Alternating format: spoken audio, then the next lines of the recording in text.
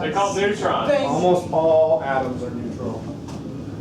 That's why Did you know they Oh, that's a particle. That's Oh, wait a minute. I have to learn it to remember. You were the one who told me that in the car. I was like, Yeah, what? because I saw a video and they were saying, like, before something, like, there was no neutral atoms. And I was Which like, makes absolutely no sense. That there is virtually all neutral atoms now, and there was no neutral atoms back then. That doesn't make any sense. Yeah. Okay, anyways. It also makes sense that an atom tries to bond. Just cut up. Yeah. Anyway. Alright, so this chapter is where we start dealing with electricity, electrical things. The next couple chapters are dealing with kind of electric charge and how charged particles move and whatnot. And we're going to be doing some math relating if I have two charged particles, what will be the force that is acting upon one of the charged particles from the other two charged particles. And so we are going to be doing vector stuff. There is some more complicated math in this particular chapter, okay, and the next chapter. But then when we get into chapter 18, chapter 18 is my favorite chapter to do and my favorite chapter to teach. It's the electrical current chapter, where we do circuits. I think that I love circuits. I We think can that's do a lab with cool. circuits. Yeah, I actually have a circuit board that we'll do a lab with. Actually, when It's harder when I have this many students, but we'll try to do what we can. When I went to I sat in like an engineering class, it was like basically a lab that they had to do. And it was like we had to like arrange circuits to make electrical. Series and parallel. Yep. So what we will do in chapter 18 is we'll do parallel circuits and series circuits, and we'll talk about why when one light bulb goes up, usually in your Christmas lights, why they usually all go out. Anyways, so. So as you guys probably know, you guys have all experienced electrical charge in some instance in your life. I don't know if you guys remember when you guys were kids, you grabbed a balloon and you did what with it? Rubbed it on your head. You rubbed it on your head and you moved it around and you saw your, never worked for you? how would that not work for you? You have so much hair. His hair is already standing. Maybe it's That's because Anyways, so you guys have all had experience with electrical charge when dealing with, ever been shocked by touching a doorknob or anything like that? Or experience electrical? Probably turn on Wow, cord had a bare Yeah. wire, I never touched it. I was like, why are there so many? Okay, here's some things for you that you guys should already know. Okay, we've got two kinds of electrical charge. We got light charges are going to repel, so a negative charged particle will repel another negatively charged particle as well as two positively charged particles. Okay, and a positive and negative do what to each other? Attract. All right, and quickly we got positively charged particles are known as a proton. We've got neutral particles or neutrons, and negatively charged particles are electrons. Yes. All right. So, what happens when you rub a balloon on your hair? static electricity. Okay. Yeah, but that doesn't tell me what's happening. It creates static electricity, but is there somebody that can raise their hand and tell me what is going on that creates that static electricity? It's both. Whoa. Yeah. One's gaining, one's losing. Okay? So what happens, let's say I've got a balloon, right, and I rub it on my hair. Okay? Some of your hair's electrons are going to be transferred to the what? The balloon. First and foremost, electrons are the things that get transferred. Protons don't ever move. Because where are they found? Nucleus. In the nucleus. You're not going to be moving protons out of the nucleus. Does that make sense? Yes. First and most important thing, the electrons do the moving. The protons do not. Got it. Okay? That's a test. Well then how does an object become positively charged? It loses electrons. Alright, so you rub a balloon on your hair. Okay? Electrons from your hair move to the balloon. What's the charge of the balloon? Negative. What's the charge of your hair? Positive. And that's why they Attract. Is that too much for you? No. Yes. I will answer everything. Okay, so let's say I had, now usually there's very rarely that an object will be perfectly neutral because, you know, there's so many chances of electrons moving in the course of any time period, but let's say your balloon was perfectly neutral and your hair was perfectly neutral. What that simply means is you have the same number of protons as you do electrons. Does that make sense? On both your hair and your balloon.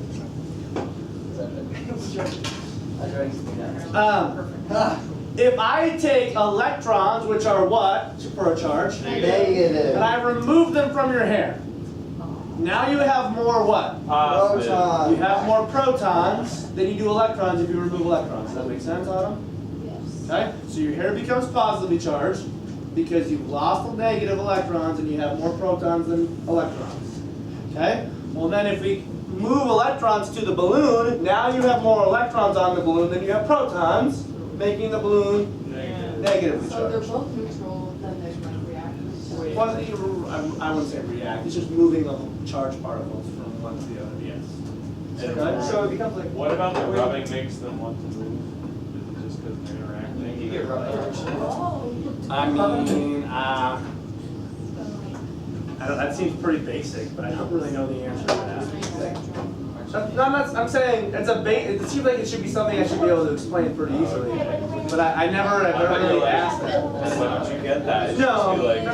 Does it not have anything to do with like What'd you say? I mean, I'm sure the rubbing, what it causes is it causes particles to move from one. Yeah, I don't. What'd you say? Oh, I wonder if I'll have to try to look that up. Like I said, it seems like a really basic thing that I should be able to answer. So. What's the matter?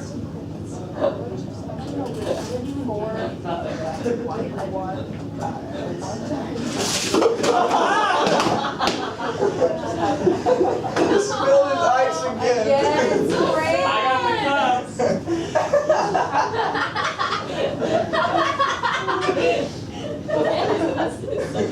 I'll go get some paper towels. No, you teach Grandma. I'll go get them. Kramer, can I teach? This is an easy lesson.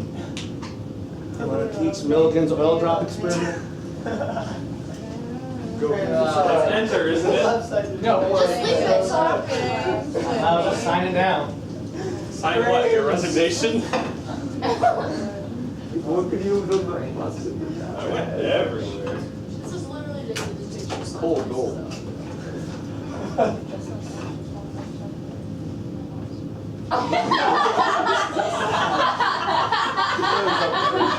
I don't want to laugh at all. I'm just very thankful it didn't call over my grade book and my computer things last You week could have been last time. like Lauren did that. I had a computer. I had a student write me a "I feel bad for you" card after that day. That was a bad day. That was the day that I was going through the whole getting my house ring of the house. And then I spilled my water bottle all over my keyboard and all over my grade book, so I had to spend another hour and a half redoing my grade book.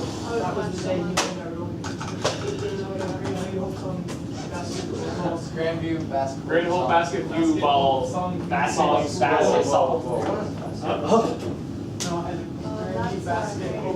Kramer, this is how you share it. Okay. We got rid of school, just great basketball, dude.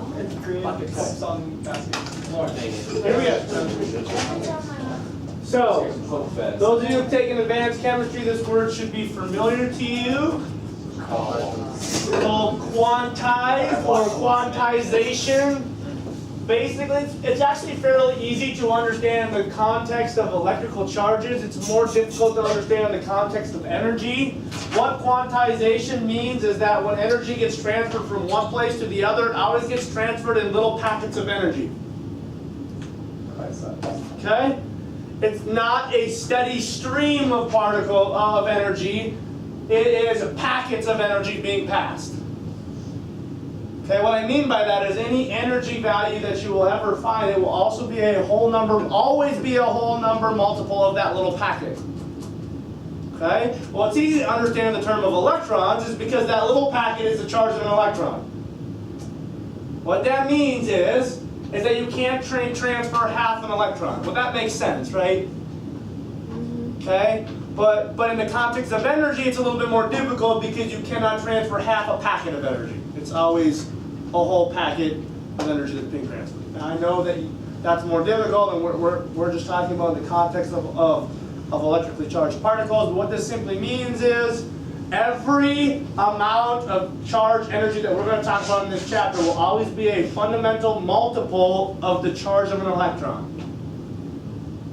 Right? So if the fundamental charge of an electron is this is how much charge one electron has. So if I have 5,000 of these electrons in one area, it would be 5,000 times that. Does that make sense? So one packet is one electron. In this context, it's more difficult when you're talking about different forms of energy. Oh. Electrical energy is probably the simplest to understand the quantization idea because it makes sense that you can only transfer one electron at a time. What's more difficult is when you talk about other forms of energy, it doesn't flow in streams. It's not like water flowing. It's like droplets of water flowing, if that makes sense at all. Does that make sense at all? Like energy does not flow like water flows continually. It's more packets of energy that continually gets transferred. Okay? Is there what? Like there's supposed to be space. Is there what? I don't know, it's just kind of throwing me off. Here? 1.6. No, there's like a space. Oh, I don't know. Yeah, I don't know why there's a space there. Okay, so this is essentially the charge of an electron. The charge of a proton is the same number, just positive. I think that's possible. Well, I know, this is just E, which is both. It's the magnitude of both the positive or the negative. Okay? If it's an electron, you plop a negative on that. If it was a proton, you plop a positive on that. Okay? Our charge unit is called a coulomb. It's called a coulomb, represented by the symbol C. Okay? Yep. All right, and it was Mr. Millikan who figured out this idea, or figured out the charge of an electron. Okay, I'm going to kind of go basic into talking about this. It's fairly complicated. What he did is he basically squirted out little droplets of oil, and he put them through what's called an atomizer, which essentially charged those oil particles. Okay? He allowed those oil particles to drop through a little pinhole, which only let a certain amount of oil particles to go through. And then he put a charge, hence why you see a battery connected to that plate and that plate. And he varied the charge on the plates to the point where he could actually take those charged oil droplets and move them up and down. Okay? And using that idea and basing it on how much he varied the charge on the plates, he was able to figure out what the charge of these atoms were. Okay? When he increased the positive charge, the negative things would rise up. When he increased the negative charge, it would do the opposite.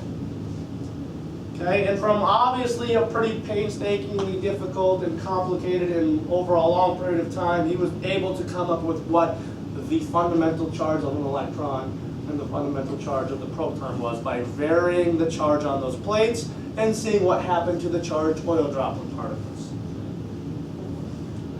Okay, and he had to do some complicated things like what the mass was, so he could figure out the charge to mass ratio, and some other things. Okay, I'll wait till you guys take this in college for them to go a little bit deeper than that. It's more complicated when you try to figure out the math behind this. I just want you to be familiar with what this experiment is and what he discovered by doing this experiment. So what did he discover by doing this experiment? The Charge of The charge of an an electron. electron. The quantization of electrons. Yep.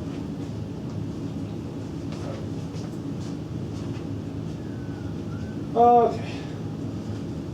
All right, so you should be pretty familiar with these two words. Yeah? Is it hot here? It's hot. Yeah, something, you know. Huh? So you've probably heard the word conductor and you've heard the word insulator. Do you know what they mean? Yeah. Yeah. Conductor lets electricity flow, insulator stops it. Yep. Okay, so when we talk about a conductor, conductors are things that allow electricity to flow really easily. And insulators are materials that do not allow electrically charged particles to move. Okay? Now, there are things known as semiconductors. That's metalloids.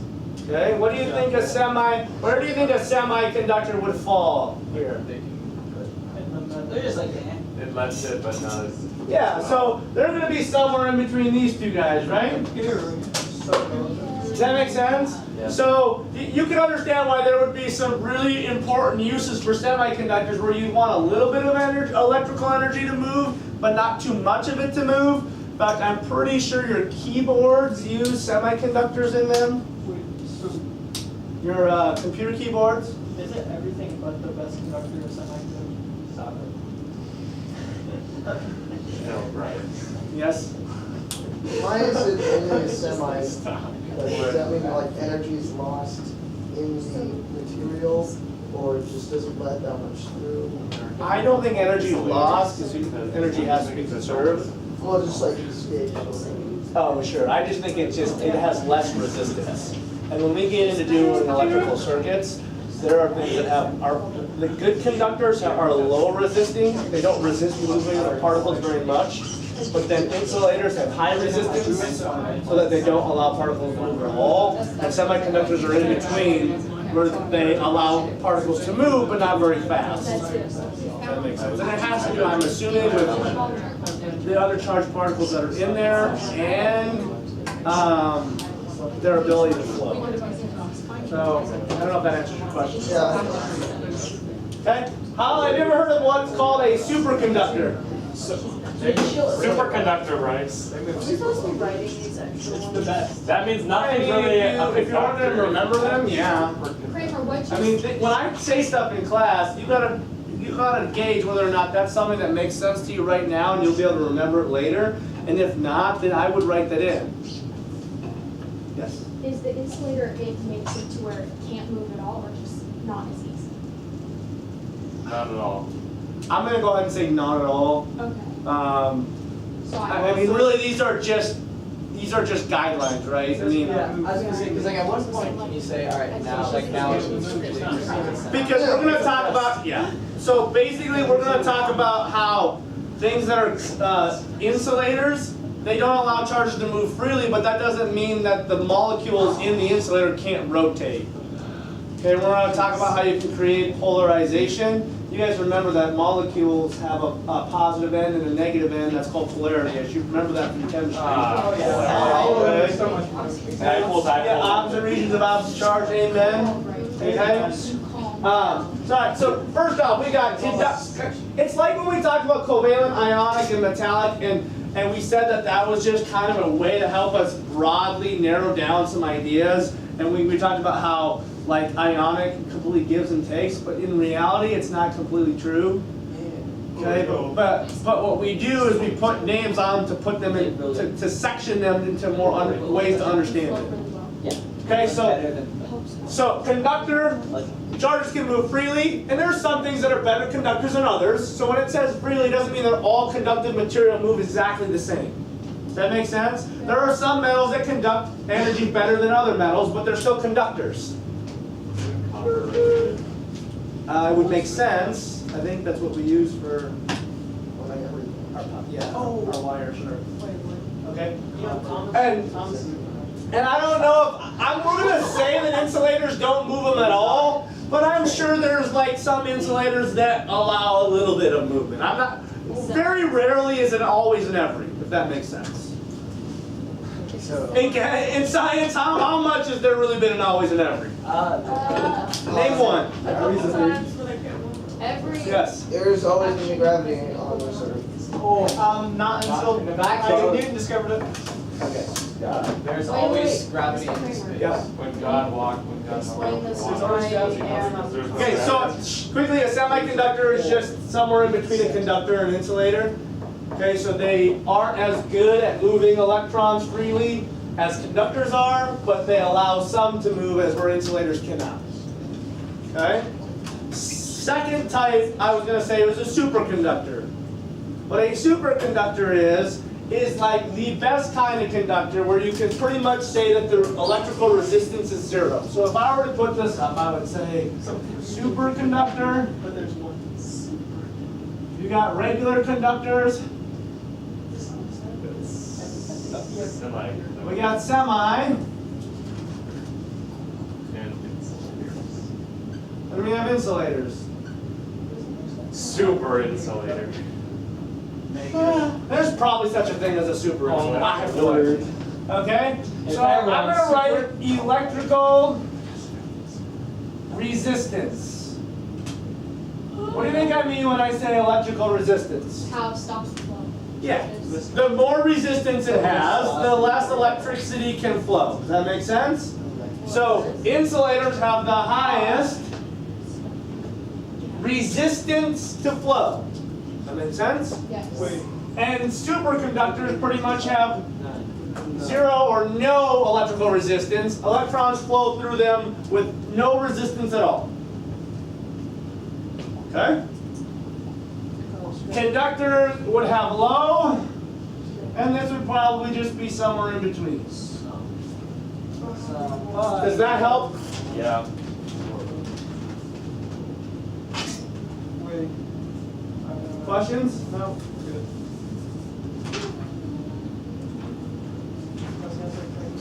Alright.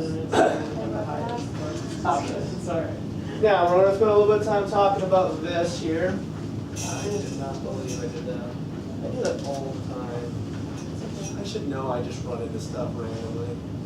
I shouldn't have ever made fun of that teacher in college that always ran into stuff. Maybe we can make like a little metal circle that you put your cup in that like goes up this high. So when you hit it, it won't fall over, and then it'll just hurt your hand. instead. What if you just, or you could just Buy like wear cup like that doesn't I had spill? a physics teacher in college who was so awkward. He was one, a really awful teacher. Two, he was like awkward. He wore like a parka, and he had like a staff, and he was like Lord of the Rings Hobbit. Yes.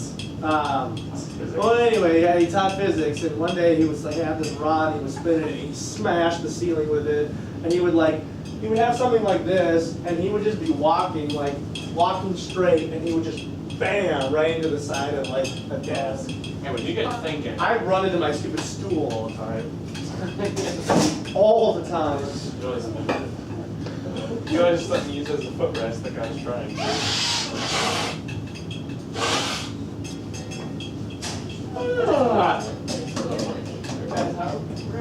Ready, Isaiah? Oh, yeah. We're almost there. I know, that's what, no, that's what I'm saying. We're gonna finish the lesson. Yep, okay, so we didn't have to go over the test like we normally Oh, would. that's true. Because we went over. Yep. Well, actually, we went over it on Wednesday. Yeah, we had 2 days of. Yeah, go back. Oh, that reminds me, you guys need to get in your hours into the roof project. Saturday we're coming. I mean, we're running out of days. Let's make it We're Saturday. probably a month away, maybe less. Hey, y'all, let's go. And this is your final. Also, we need to get it finished. How many I don't hours? know, basketball. 3 Every hour you don't get is minus 5 points on your final. I thought we only had 3 hours. So I said 4. No. I thought we said 5. 5 hours. Every hour you miss is minus 5 points on your Oh, final. I thought you said 5 class periods, but 3 hours. No, you said. Yeah, I thought it was class period. I thought it You was said class 5 period. class periods. It was 3 hours, I know 3 That hours. might be true. Then I have done. Okay. Alright. So that's what we can do. He'll do rollover. Play away. I mean, like 2. Anyways. You're never doing it. I know. One time that I've Play done away, this just like. is what I need to use. Something like that. Alright. But Can I explain this here? Okay, so first off, we said insulators resist moving, conductors allow them to move. Insulators and conductors can be charged via contact. Okay, believe it or not, a balloon is an insulator. What I mean by that is, if you rub a balloon on your head and you rotate it and try to put it on the wall, what happens? If you rotate it so that the part you rubbed is not touching the I don't know, I wall. didn't have balloons that much, I You guess. said that. I had a buzz cut. Okay, alright, sorry. Rotated it so that the part you're rubbing on your head was away from the wall, it would just fall. What does that tell you? It's not letting it flow freely. Yeah, it does not allow the charge to flow to the other side of the balloon. It is just a surface charge. Okay? That's an insulator. You can charge the surface of an insulator, but that charge is not going to move to other parts of the insulator. Does that make sense? Yes. Okay? So you can do it by touching. You can also charge a conducting material via contact. Okay? Should make sense. It allows as long as electrons can flow from one object to the other. Okay, it doesn't necessarily mean it will flow through that object, but it can at least get to the surface. The second type, conductors can be charged by induction. Insulators cannot. If you want to write that in somewhere, that's fine. I'm going to show you what induction means. Basically, you can charge conductors without touching them. Okay? So I want you guys to open up your books, turn to page 552.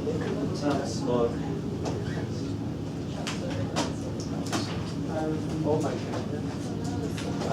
Rush testing, all right. Kramer, have you explained what induction yet? About to. Okay. Oh, 552. Get there. That's cool. Literally dump all the water out. Yeah. I don't even get. it's not. Is it not on 552? I don't know, the picture's cool. You're going to look at like 4 spheres. Yeah, it's weird. That one's not cool, but this one is. Rubber. The sticky notes. No. Because the electron's moving through it. You said no conductors can be charged by electrons. Yes.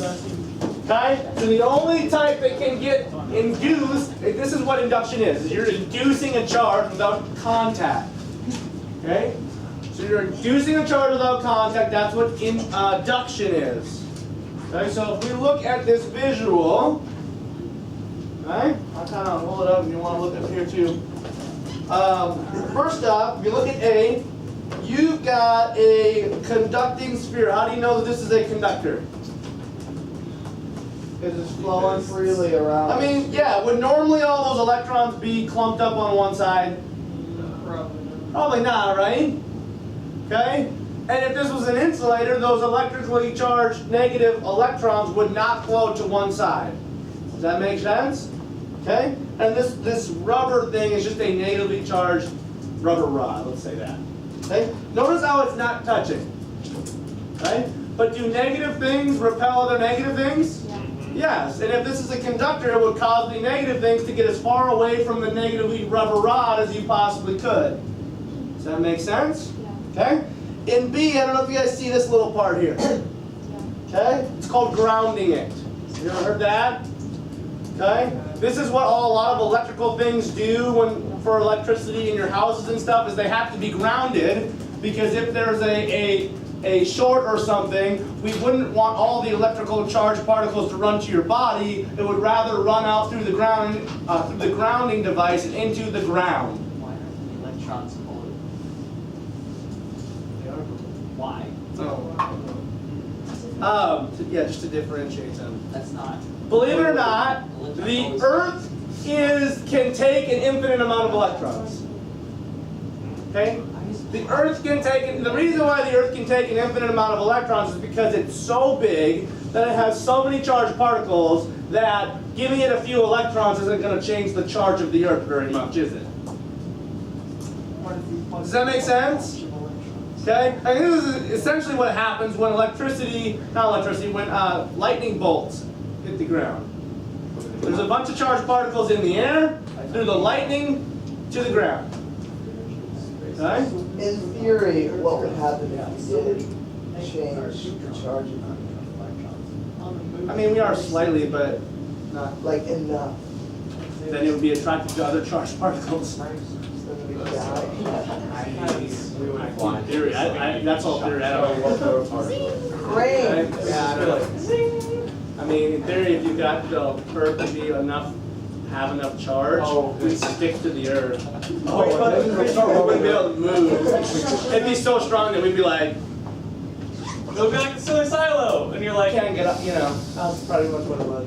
It would be not all. Because if it was strong enough charge, it would produce a charge on our bodies that we couldn't control. Anyways, let me show this. So what happens here is when it gets grounded, okay? Because listen, I want to explain insulators here, or not, I mean induction. Because it's grounded and because this is a conductor, electrons can flow, right? So it flows through the ground wire and into the ground. Okay, so when you hear about grounding in like electricity stuff, what they do is they connect a wire to the ground in your house so that you don't get like hurt really bad if there's a short. It will go to the ground first because there's so much, it's more attracted to the ground because it has a much bigger capacity to take on electrons than your body does. Okay? And so what happens is the electrons flow out of the conductor to the ground. Now, if I remove the ground wire, notice how I've lost some electrons. Everybody see how I started with 1, 2, 3, 4, 5, 6, 7, 8, and now I only have 4? Okay? Then in D, they remove the rubber wire, or the rubber object. Now look at in D, now has a charge, doesn't it? What will its charge be? Positively charged. So what they did is they caused this conductor to have a charge without contact. What was required? The ground. That you needed a ground to allow, you needed, why would this not work for an insulator? Because the electrons can't move. Yeah, and so would they be able to go into the ground if they can't move? No. No. Okay, because a conductor allows electricity to move or negatively charged particles to move, it will go to the ground and out of the conductor, undo the ground, take the rubber rod away, you've charged the object without even touching it. That makes sense. And the reason why you can't do it with an insulator is because particles cannot move and will never even go to the ground. All right. Last thing, polarization.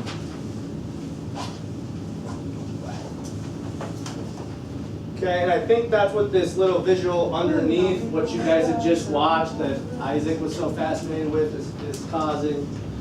You can actually, I don't know if you've ever had it where you have something that's charged and it just attracts other things. Like paper is a really good example of this. Paper is an insulator, okay? But if you take a charged object to thin paper, what it will do is the paper is made up of molecules, and those molecules are polar, if they are polar, okay? If you take a charged object and bring it close to an insulator, it will take those molecules and it'll orient them so that all the negatives are pointing one way and all the positive ends are pointing another way. Now, if you do this, this is going to likely weaken the bonds and make them easier to break. Does that make sense? Because, for example, like we know the intermolecular forces of water molecules is what holds them in a solid or a liquid state, right? If we flip those charge of attraction, now you're going to have things that repel close to each other, and it's going to significantly weaken the bonds and allow them to break. Okay? But you can imagine that if I bring a heavily charged object close to even an insulator, because this is positively charged, it's going to cause the negative ends on the surface to flip so they're pointed toward the positively charged object you brought close to it. Okay? Now notice, are technically the electrons moving? Are they flowing? No, the molecules are just rotating to get it so that the negative side of that molecule is attracted to the positively charged object you put up next to it. Okay? That's how you get your surface charge. All right? Any last questions? I think this is it. This idea is called polarization. Polar because you're affecting the polar status of the molecule. You're causing it to switch in a way that it maybe normally wouldn't do. Yes? Is that why pages in a book stick together?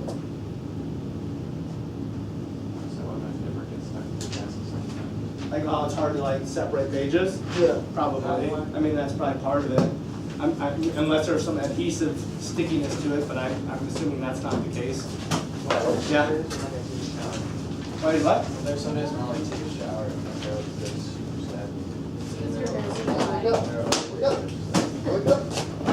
It helps, the drier the object is, the more static can, I don't know why that is, but it's When true. your hair gets Yeah, but like, but like why? not like dry, You not talking about like after you go like as in- this with the towel?